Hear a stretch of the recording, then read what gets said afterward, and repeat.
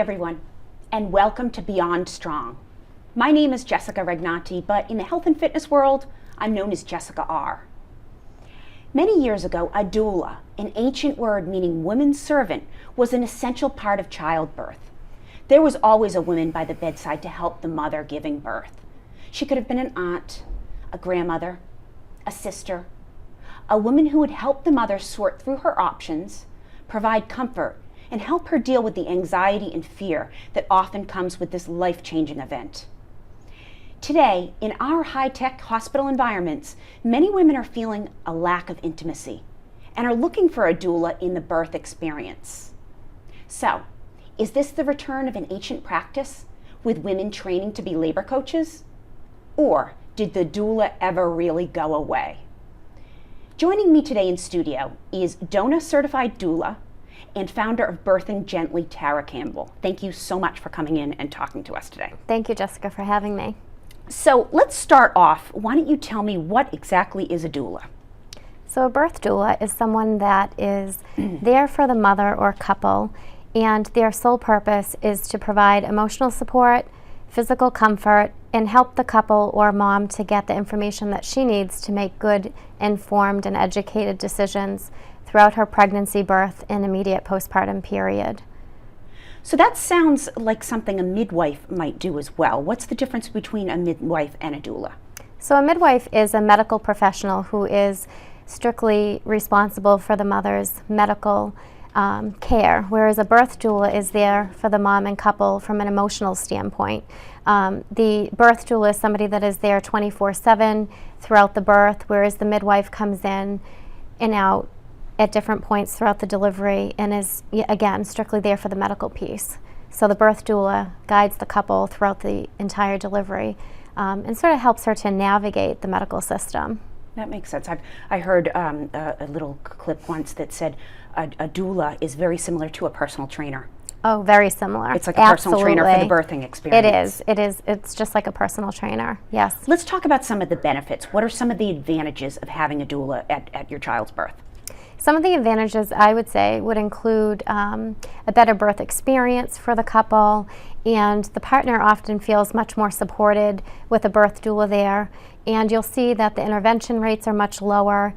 And if you look at the evidence-based research, you'll find that one of the bigger ones is the birth satisfaction piece, where about 34% increase in birth satisfaction, and overall, postpartum rates drop with depression. That's interesting. And then the intervention rates drop as well, and the C-section rates with the doula's presence. And why is that? Because the mom is actually offered so many more options throughout the labor. She has the continuous support, so the doula is able to pick up on things much sooner than someone, like the nurse, for instance, that doesn't have an established relationship with the client before coming into the hospital. So the doula has that advantage, and she's able to recognize some of the struggles that the mom may be going through, offer position changes, acupressure, various things, and sort of head off complications throughout the labor and birth. And just also that peace of mind, I'm sure, is having met the person before. The nurse might be a brand new nurse that you've never met before. Yes, it's really difficult. It's difficult to establish a trusting relationship with someone you've never met before in an unfamiliar place like a hospital, and you're in pain. And so all of those things combined make it much more difficult to kind of acclimate to the new space and the new, in the hospital room. So the doula is someone that meets with the couple in their own space at home and develops that relationship with the couple in advance and really knows the ins and outs of what they're looking for, what their strengths are, what their fears are, what their anxieties are surrounding the upcoming delivery. So and I'm sure that's a lot of peace of mind. I mean, nowadays you don't know that if you will have the same OBGYN that you've chosen. Exactly. Very few practitioners work as an individual practitioner. Most of obstetricians and midwives are in group practices. And so the patient rotates through the different ones to become familiar with each one, but doesn't really have a strong relationship with one provider individually. Yeah. So with the doula, again, it's that same person. You can count on them to be there. And they're 24/7, they're available. they're available 24/7, yes. So let's talk about some of the history behind all this. Where does it all come from? So I think birth doulas have always existed. I don't know if they were formally called birth doulas, but there's always been sort of the woman-to-woman support at deliveries. And if you look, across various cultures and countries, you're going to see that often women will gather around and be present for the birth, of the woman. Definitely in the United States, and now in 2015, it's more formal. Is it always a woman? It is not always a woman. As a birth doula trainer with DONA International, I've actually trained 4 male birth doulas. We call them doodlas, actually. What do you call them? Doodlas. Oh, cute, Yes. cute. That's very cute. But, and I have one that actually works within our company with Birthing Gently. He's a personal trainer in Manhattan, and he does a lot of prenatal fitness and so forth. So that must have been an easy transition very for him. easy, yes. All of the Wow. males I've trained are involved in the healthcare in some way. Oh, great, Yeah. great. So I had never heard of the term birth plan until I was pregnant with my son Luke. Okay. Tell me about what is a birth plan, first of all, and why is it important? So a birth plan is sort of like a wish list of the most important things to the mom or the couple and what they want to see in there. So if you look at the hospital's standard practice, you don't want to see those types of things in a birth plan. You want to see what's most important to the mom. And some examples would be things that she would have to request. So things like delaying the cord clamping, laboring down with an epidural. Those might be some of the things that you would see on a birth plan. And the purpose is to try to, again, make her birth experience unique to her and not just a cookie cutter birth, okay? Again, it's all about the experience. It is all about the point of having a doula. experience, absolutely. And I think that what's most important on a birth plan is that it's very short and condensed, 1 page. It shouldn't be confrontational. It shouldn't be a list of demands. It really has to be personal to that woman. And making sure that the mom, I always advise them, make sure that when they come into the hospital, that they don't just hand it over to the nurse, that they actually have a discussion about these things and kind of, reference back to that at certain times throughout the delivery. Now, this is rather new, this birth plan idea. Is that right? I asked some older relatives about their childbirth experiences, and when I mentioned the word birth plan, they weren't familiar with it at all. I'd say it's new in the sense that, you're seeing it more in a written format than a mom just coming in and verbalizing. And when you do it that way, you often forget what it is that you actually wanted because you're in pain. Again, you're in an unfamiliar space. So to have it written down is very important. I always advise moms, though, to stay away from the 5 pages typed and stapled because if you're that type A and you're trying to have that much control over your birth, often you're going to be very disappointed postpartum because it certainly won't work out. Right. Just that, That's one big thing that I learned about with childbirth. Yep. So why don't we talk about some of the obstacles that might be there? Are doulas welcome in the birthing room, do you find? Overall, I would say yes. I think it depends on, the doula individually. What organization was she trained through? Is she staying within her scope of practice and code of ethics and not going outside of them? I think that is definitely the number one obstacle because if a provider, a nurse, a midwife, or an obstetrician sees a doula going outside of the scope and starting to kind of fall into some of the medical stuff, they're totally turned off by that. And there have actually been grievances filed or doulas that have been banned from certain hospitals. Wow. So I stress in my trainings with new doulas that are emerging out that it's so important for them to stay within their scope. And I think to not give the doulas a bad name. Exactly, because then the doulas that do a great job that follow behind them have to kind of pick up that mess, Yeah, that's a shame. Yeah, so not being judgmental in any way and being open-minded, I think, to the client is very important. Do you find that midwives are more open to doulas versus an OBGYN, or is it equal? I would say it's pretty equal, actually. I would absolutely say it's pretty equal. I think a midwife has a better understanding of the role of a doula, but obstetricians are very supportive as well. So what about the cost? What's the cost of having a doula? The cost ranges. It depends on what part of the country that you're in. I would say that an experienced birth doula in the Boston area would go anywhere from about $1,000 to $1,500. So it's typically a flat rate, which includes, some prenatal work, the on-call piece, the birth, and then the postpartum visit.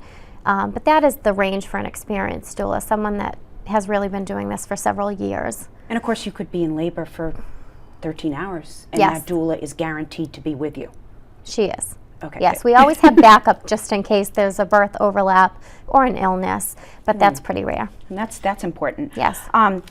So what about how are insurance companies responding to people's requests for a doula in the birthing room? So unfortunately, insurance companies aren't covering this typically. I mean, every now and then one will slide through and have partial reimbursement, but overall I would say that they're not. So this is an out-of-pocket expense for a mom or a couple. Again, very similar to a personal trainer.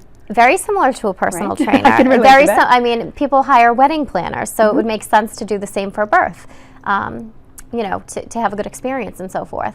But they're not typically covered by insurance companies. Flexible spending accounts will sometimes work. Reimburse you. Reimburse, yeah. Do you think that's something that will change in the future? I don't know. I'm not sure. I don't think anytime soon. Okay. Yeah. Right. In general, would it help having a doula and having all these benefits as far as the reduced chance of having a C-section possibly, the reduced postpartum depression? I mean, that might appeal to an insurance company. It might. So there may be changes, but I think they're kind of slow in the making, Right. But it's possible, yes. Well, and of course, if it is truly making a comeback. So how do you feel about that idea of it making a comeback? Did it ever really leave? I don't think it ever really left. I just think a name was labeled to this particular supportive woman, and now she's called a doula. There's more awareness. The obstetricians are seeing the benefits, and they're making more referrals. So if I looked back 5 years ago, you weren't seeing as many referrals made from providers as you are now. So I think it's getting bigger and growing, and the awareness is huge. They're realizing that what they want is a better birthing experience, a healthy baby, first of all. Sure. Healthy mother, Yep. healthy baby, win-win situation. It is. Happy It takes mother. a lot of the pressure off of the obstetrician or midwife from an emotional standpoint. Yeah. If they know they have a doula, then they're getting that support.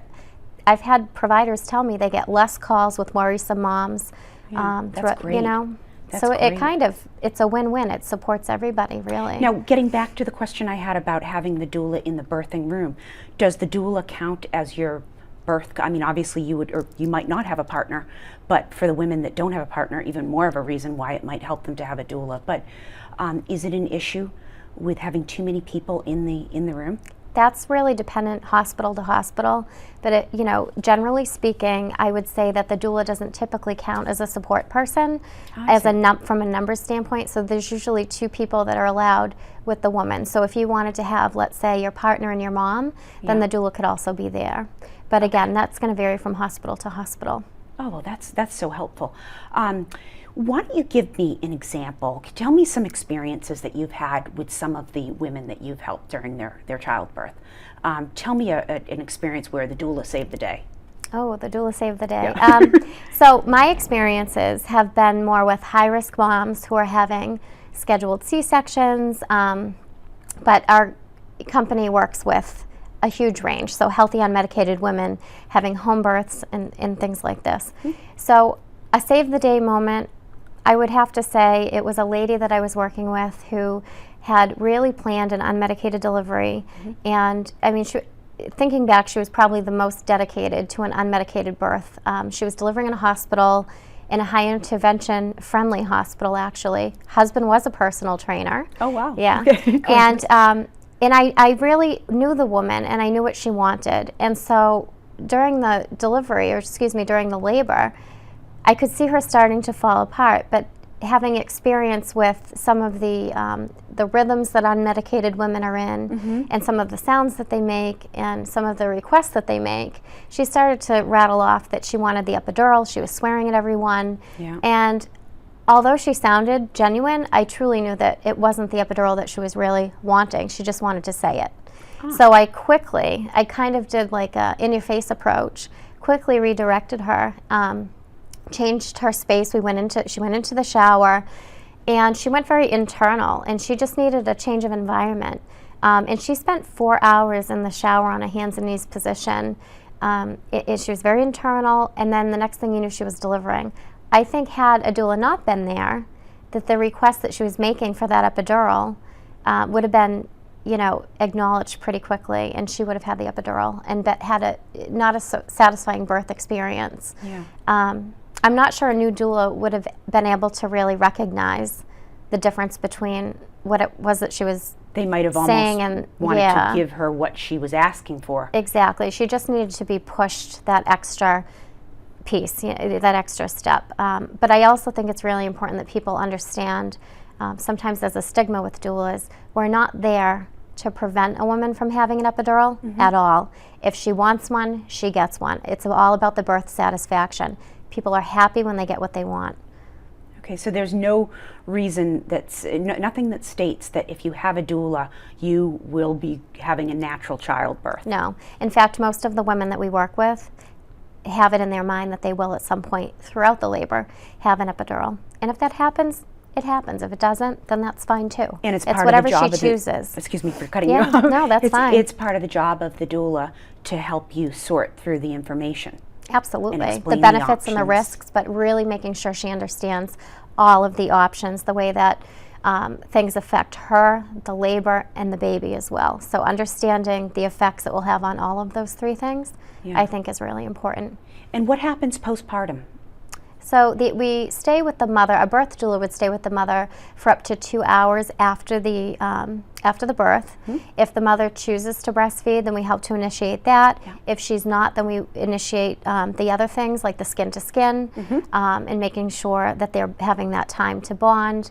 And once everyone's settled, we leave. We kind of slide right out. Okay. And then we follow up with the mom at about 2 weeks postpartum at home.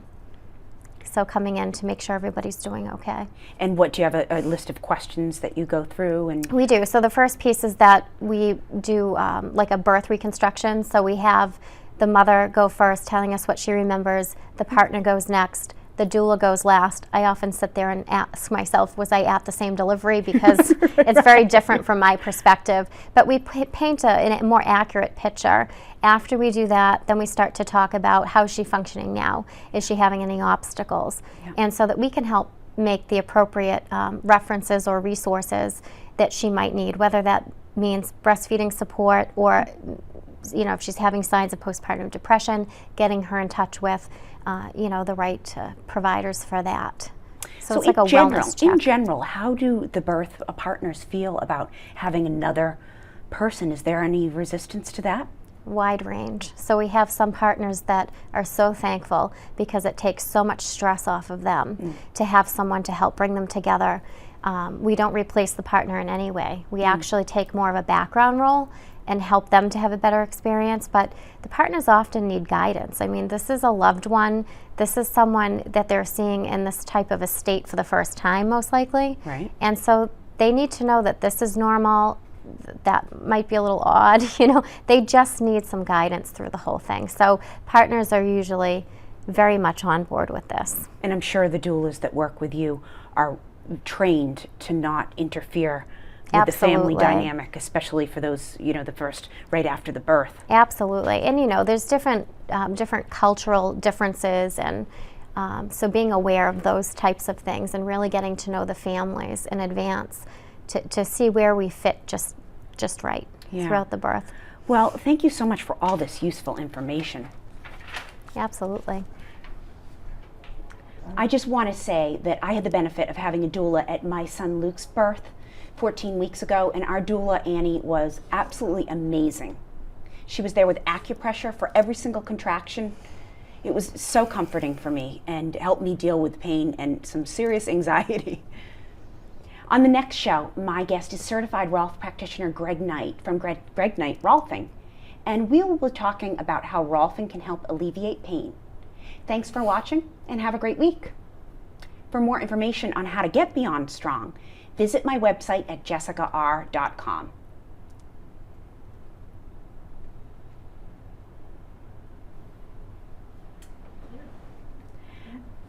Did I do it too early?